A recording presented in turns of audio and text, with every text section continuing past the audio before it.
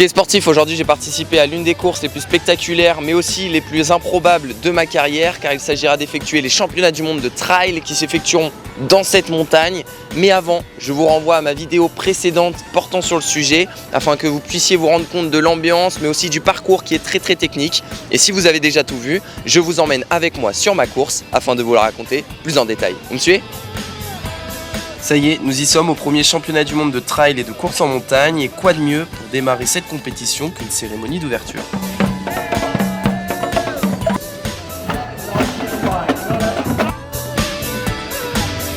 Une cérémonie comme je n'ai jamais vue et je vous laisse découvrir par vous-même l'ambiance de celle-ci. Avancez my friend. Good race. Bonjour, comment ça va? Ouais, nous pouvons le dire, c'était une superbe cérémonie d'ouverture avec un décor magnifique, une ambiance de dingue et la cerise sur le gâteau, un discours qui n'a pas été trop long. Nous pouvons le dire, les Thaïlandais savent accueillir, surtout quand nous voyons le bouquet final. Oui, vous ne rêvez pas, c'est bien des confettis qui sont projetés en l'air. Mais il y a aussi autre chose. Un feu d'artifice qui se dresse juste au-dessus de nos têtes et ça c'est beau, j'en ai même eu des frissons.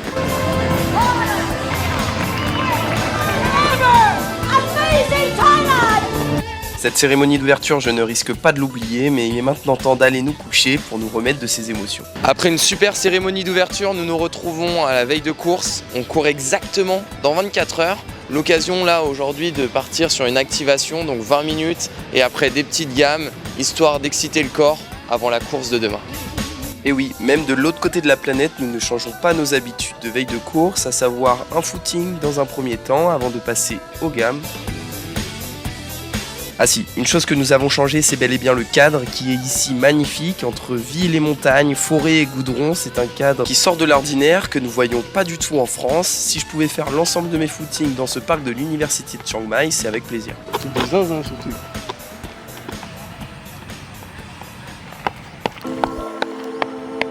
Je dis nous car pour avoir ces belles images, je suis accompagné de Quentin Ruel, un youtubeur de vélo, qui se met d'ailleurs à la course à pied, je vous invite à aller voir ça.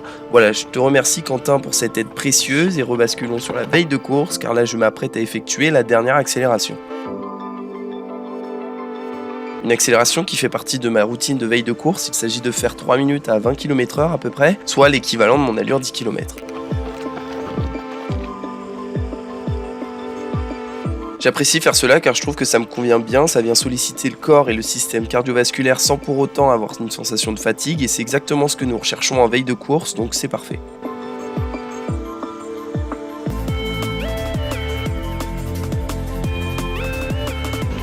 Bon voilà, 3 minutes un petit peu plus rapide, en 2,52 de moyenne et mine de rien on sent que l'acclimatation a fonctionné, je transpire nettement moins que les premiers jours, donc c'est parfait, je suis prêt. Maintenant, nous verrons ça demain, départ dans maintenant moins de 24 heures et c'est parti.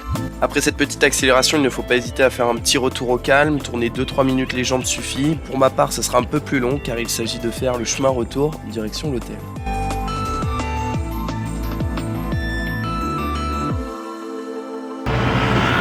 Allez, comme vous avez pu le voir, après avoir terminé le footing d'activation, il est temps pour nous, coureurs en montagne, d'aller prendre le tuk-tuk afin de nous rendre sur le lieu d'arrivée de la course. Et je dis bien coureurs en montagne et non trailers, car les trailers, eux, sont en course pour leurs distances respectives, à savoir 40 km pour le trail court et 80 km pour le trail long.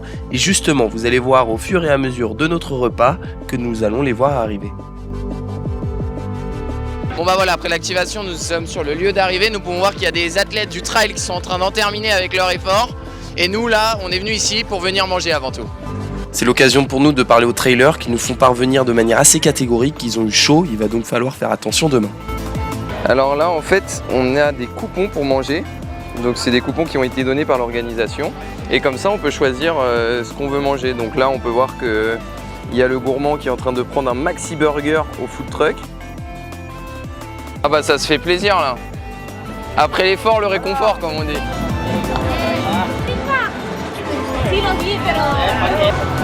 Des food trucks comme cela, il y en a une vingtaine, de quoi alimenter tous les athlètes et même les coachs ne s'en privent pas. Oh, pris en flagrant délit. Hello. Des plats au dessert en passant par les boissons, grâce à notre coupon nous pouvons avoir tout cela et ça fait du bien d'avoir du choix. Parce que c'est trop épicé. Ça va aller mieux.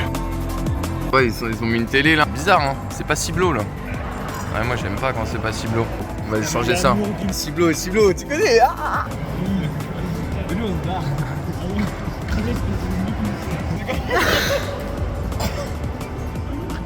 Y'a pas le son, Baptiste, y'a pas le son. Dépaysement. Oh, et les italiennes, elles sont. Regarde, la meuf de l'eau, elle est hypée par la vidéo. Hein. Elle est hypée. J'ai réussi à hyper tout le monde. Hein. Regardez tous les clients de la place. Ils sont. Regarde, elle est en train de filmer. Alors là, mec, ça c'est The truc. Paf, ça part sur la côte de Saint-Jacques-des-Blattes. Excuse me, do you like this video? This is my YouTube channel. Attention, je vais choquer les foules là avec le vomito. Hein. Mika, oh. Bon, est-ce que je prends trop la confiance? Ah, ça part sur Oderzo. Pat, c'est bon, on a assez de vue de Ciblo là. Ce repas était qualitatif. Bon bah... Good. Thank you. Après ce repas, il est temps d'aller nous coucher. Malheureusement, je passe une nuit compliquée. Pas étonnant, c'est une veille de course. Et la plupart du temps, nous avons tendance à nous passer en boucle tous les scénarios possibles qui peuvent se dérouler. Allez, ça y est, c'est jour J. Après un réveil à 4h30, je m'apprête à partir. Nous sommes là à 1h45 du départ. Donc je vais arriver 1h30 avant sur place, c'est parfait. Nous sommes dans les temps. Allez, je vous emmène. Et oui, un départ très matinal, vous allez me dire, mais moi je vais vous répondre qu'il est primordial afin de bien avoir digéré. C'est pour le ravito. C'est ça, c'est pour le ravito. Allez les gars, défoncez tout, hein, montrez leur culture. Allez.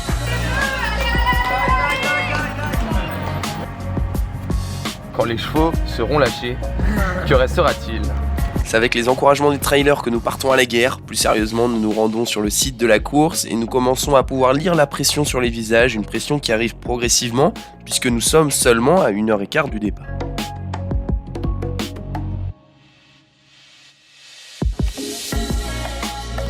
C'est bizarre, hein? Le départ étant donné à 8h30, nous repérons alors la ligne de départ qui n'était pas encore installée lors de notre dernier passage. C'est important de l'analyser et nous observons qu'elle n'est pas très large. Il va falloir essayer de se placer en première ligne afin de ne pas être gêné au moment du départ justement. Quoi qu'il en soit, nous épinglons notre dossard sur le maillot tricolore avant de partir en direction de l'échauffement. Et voilà, la course est maintenant dans moins d'1 heure. On va partir à l'échauffement.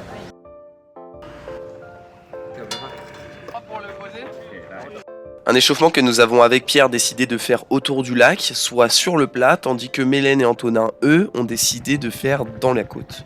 Voilà, chacun a sa méthode d'échauffement et il faut faire comme on a l'habitude pour être au bout le plus performant possible. Nous avons vu les filles arriver car elles partent 30 minutes après nous, soit à 9h. Ça y est, nous en terminons avec notre footing d'échauffement et nous terminons avec 3 minutes à 15 km/h avec Pierre pour bel et bien nous réveiller. Et il est vrai que durant cette accélération, on impressionne.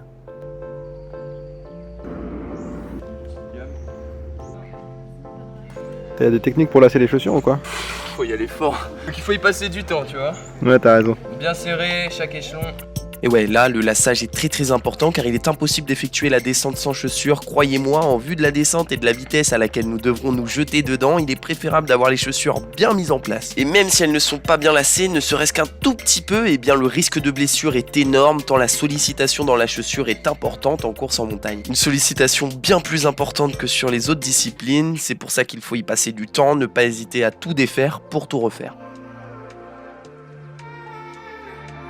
Bon bah voilà, là il reste un quart d'heure avant de partir. On va rejoindre la ligne de départ, terminer l'échauffement, puis rentrer dans la chambre d'appel et puis après c'est parti quoi. Rejoindre la chambre d'appel en équipe car oui, en plus du classement individuel, il y figure un classement par équipe qui se dresse à partir des 3 premiers arrivants de l'équipe et clairement nous savons que ça va être compliqué en individuel de décrocher une médaille, notamment avec les Ougandais, mais cependant par équipe, nous avons toutes nos chances et allons tout donner pour en décrocher une et ainsi pouvoir monter sur le podium des championnats du monde de course en montagne. I'm right here. My name is Sophia with our resurrector Tom Top. Get ready, everybody. So how's it the third day? Wheels like L'ensemble des nations se rassemble sur la ligne de départ qui fait aussi office de chambre d'appel et comme vous pouvez le voir ici, l'ambiance est bien plus détendue que sur des compétitions comme les championnats du monde sur piste où nous devons y être 45 minutes avant le départ. Là, c'est seulement 10 minutes. Nous sommes avec toute l'équipe donc c'est bien plus cool. Il ne faut pas oublier dans la chambre d'appel d'échauffer ses chevilles, c'est primordial, surtout quand nous voyons sur quoi nous allons attaquer juste après. Ouais, il faut mieux qu'elle soit prête direct.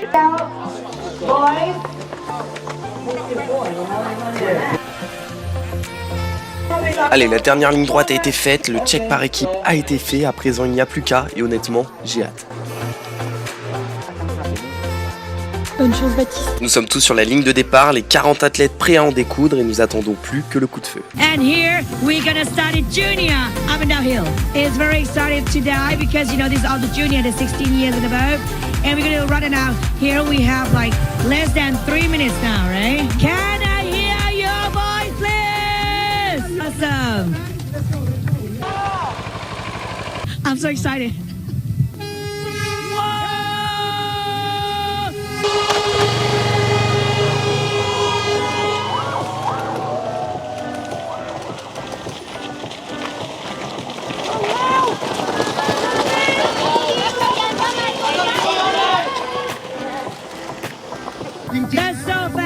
Et oui, c'est parti rapidement en effet, et quand nous voyons le parcours, ce n'est pas étonnant en fin de compte. Nous sommes 40 athlètes à un niveau assez homogène à débouler dans moins d'1 kilomètre dans une monotrace. Et étant donné que personne souhaite être bloqué, tout le monde part vite, ce qui engendre un départ à 24 km/h.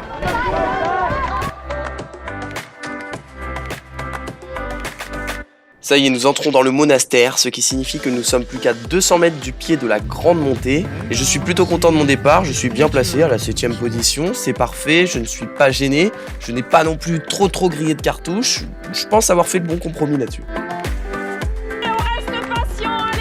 Allez, Antonin, allez. Really fast.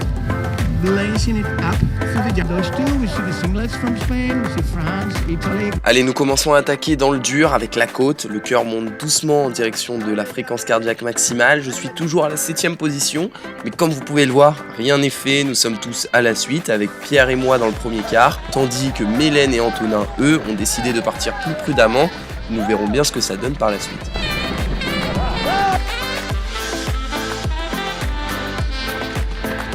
Allez les gars, allez, on est bien là. Allez Mélène, allez Anto, allez Antonin.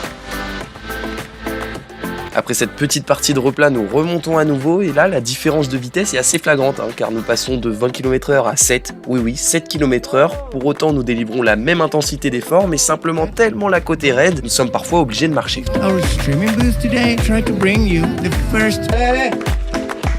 Go guys, go. Allez Simon, gratte.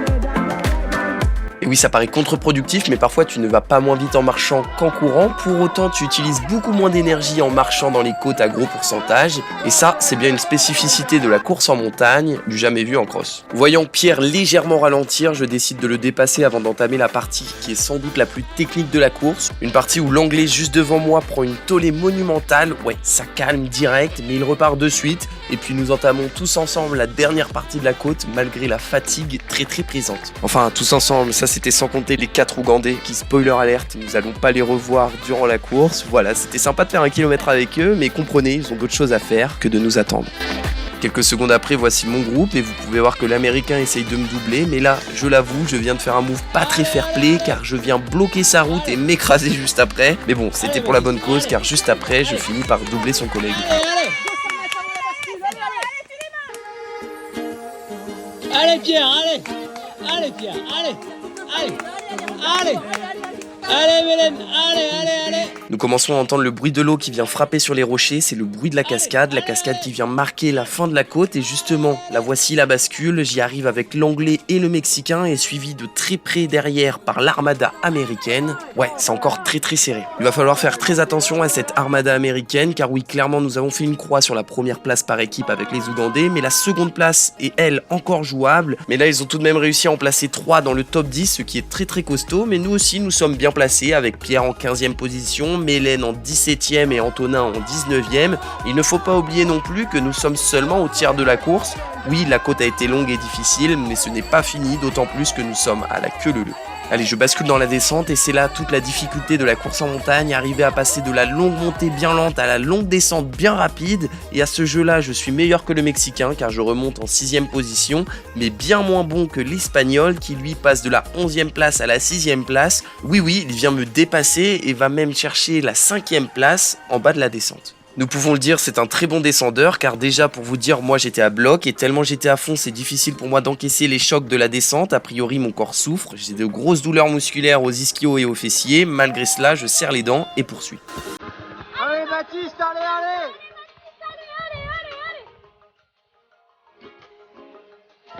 Allez.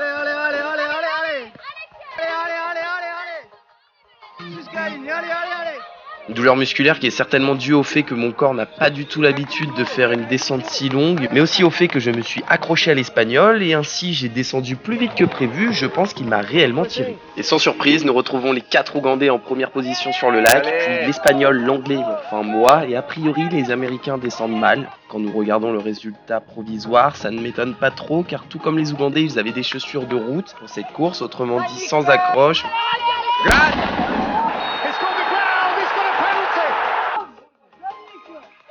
Mais parmi ces Américains, il y en a tout de même un qui est parvenu à rester dans le top 10 et qui cette fois-ci est avantagé par le fait qu'il soit chaussé en chaussures de route étant donné que les 1500 derniers mètres du parcours sont plats. Allez, tu les bouffes.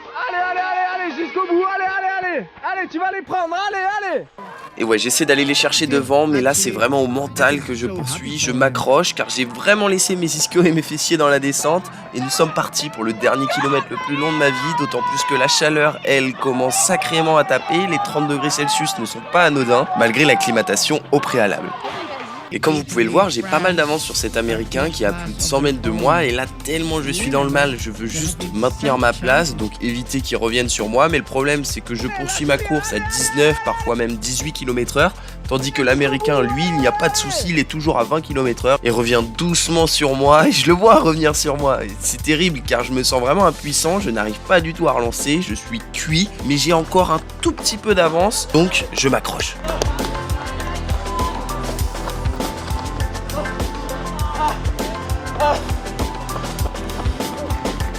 Ça, c'était l'avant-dernier virage, il reste plus que 500 mètres et comme vous pouvez le voir, je suis généreux dans l'effort, je ne souhaite pas du tout son retour donc j'accélère, mais lui aussi il accélère et là j'ai compris que ça allait certainement se terminer en sprint final. Mais avant, voici l'arrivée du champion du monde junior de course en montagne, il s'agit de Léonard. Impressive. This is Leonard Chemutai. Take a look. Oh, Leonard, bravo. Fantastic race.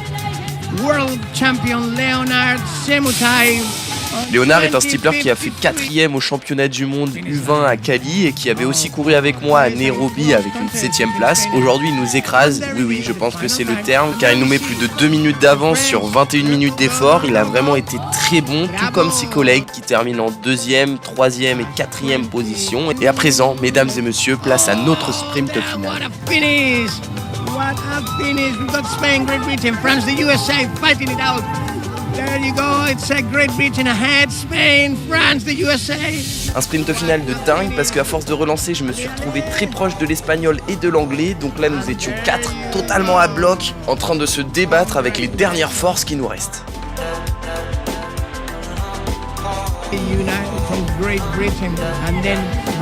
J'arrive finalement à garder ma 7e position, mais je ne vais pas vous le cacher que lorsque je suis arrivé, j'étais totalement cuit, j'étais désorienté, ça faisait vraiment longtemps que je m'étais pas donné autant, et avec la chaleur, il était pour moi difficile de bouger. Ouais, j'ai bien pris 5-10 minutes à me verser de l'eau et tout ça, j'étais vraiment cuit, mais un petit peu moins cuit quand même.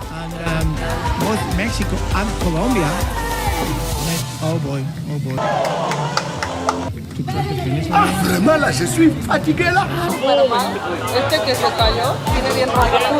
Ouais, lui il était bien fatigué. Avant de vous donner les résultats par équipe, j'aimerais remercier Sidas qui m'accompagne une nouvelle fois cette année et permet de faire vivre cette chaîne et ainsi proposer des vidéos de la sorte. N'oubliez pas que vous pouvez commander les mêmes chaussettes que moi sur leur site avec mon code CIBLO. Oh, j'ai les ischios. Ah, ça tire partout derrière là.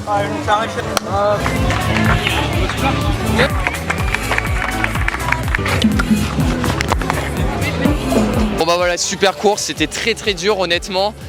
Les Ougandais ils sont vraiment au-dessus du lot, ils sont partis, ils m'ont doublé avec des chaussures même pas fait pour, genre vraiment des chaussures pour route.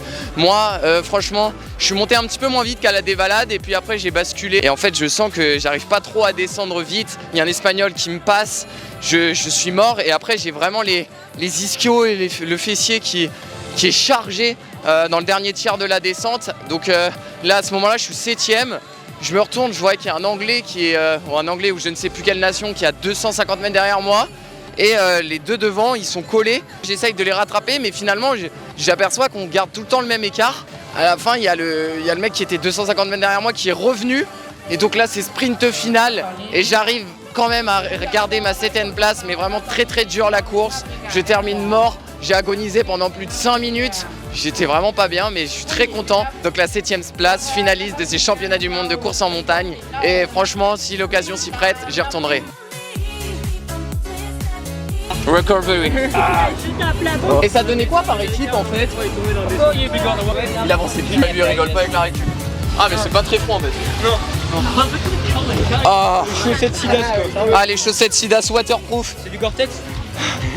Et franchement à refaire pourquoi pas en senior si jamais l'occasion s'y prête. Super. Et oui, nous sommes très satisfaits de notre course, que ce soit en individuel avec une 7ème place pour moi, une 11ème pour Pierre, une 15ème pour Mélène, une 20ème pour Antonin, ou même par équipe où on décroche une magnifique seconde place de justesse. Une seconde place synonyme de podium mondial, ouais, rien que ça, nous sommes vice-champions du monde par équipe de course en montagne et je vous laisse profiter des podiums. Après la magnifique 3ème place des filles, il est temps pour nous de monter sur le podium. And the second place goes to France.